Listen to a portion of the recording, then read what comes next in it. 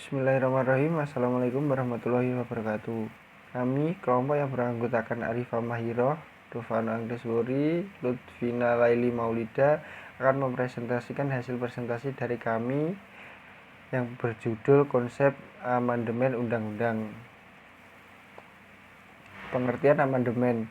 Amandemen adalah perubahan resmi dokumen resmi atau catatan tertentu, terutama untuk memperbagusnya. Perubahan ini dapat berupa penambahan atau juga penghapusan catatan yang salah, tidak sesuai lagi.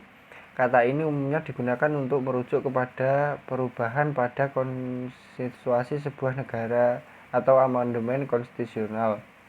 Tujuan amandemen. Menurut Husni Tamrin, Wakil Ketua MPR dari FPP, adalah untuk menyempurnakan aturan dasar mengenai tatanan negara agar dapat lebih mantap dalam mencapai tujuan nasional serta menyempurnakan aturan dasar mengenai jaminan dan pelaksanaan kedaulatan rakyat. Memperluas partisipasi rakyat agar sesuai dengan perkembangan paham demokrasi. Menyempurnakan aturan dasar mengenai jaminan dan perlindungan hak agar sesuai dengan perkembangan HAM dan peradaban umat manusia menjadi syarat negara hukum. Menyempurnakan aturan dasar penyelenggaraan negara secara demokratis dan modern melalui pembagian kekuasaan secara tegas, check dan balance yang lebih ketat dan transparan, dan pembentukan lembaga-lembaga negara yang baru untuk mengakomodasi perkembangan kebutuhan bangsa dan tantangan zaman. Tujuan amandemen. 1. Menyempurnakan aturan dasar mengenai jaminan konstitusional dari kewajiban negara, mewujudkan kesejahteraan sosial, mencerdaskan kehidupan bangsa, menegakkan etika dan moral, serta solidaritas dalam kehidupan bermasyarakat, berbangsa dan bernegara sesuai dengan harkat dan martabat kemanusiaan dalam perjuangan mewujudkan negara kesejahteraan. Melengkapi aturan dasar dan dalam penyelenggaraan negara yang sangat penting bagi eksistensi negara dan perjuangan negara mewujudkan demokrasi.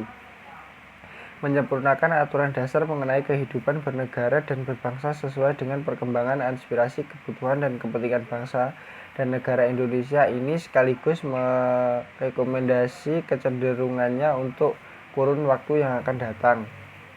Manfaat adanya amandemen. 1. Undang-Undang Dasar 1945 tidak lagi menimbulkan pasal-pasal yang multitafsir. 2. Undang-Undang Dasar 1945 lebih sesuai dengan perkembangan zaman yang terus berubah. 3. Undang-Undang Dasar 1945 menjadi lebih relevan dengan kebutuhan masyarakat dan bangsa.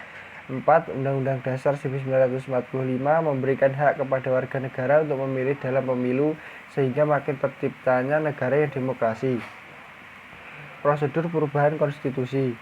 1. Melalui lembaga legislatif biasanya, tetapi di bawah batasan tertentu. 2. Melalui rakyat lewat referendum, atau apabila ada kehendak untuk mengubah konstitusi, maka lembaga negara yang berwenang mengajukan usul perubahan kepada rakyat melalui referendum.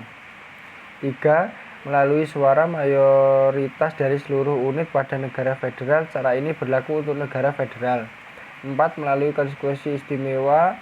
Cara ini dapat dijalankan pada negara kesatuan dan negara serikat bila terdapat kehendak untuk mengubah undang-undang dasar, maka sesuai ketentuan yang berlaku dibentuklah suatu lembaga khusus yang tugas serta wewenangnya hanya mengubah konstitusi. Lalu bagaimana mekanisme mengubah Undang-Undang 1945? 1.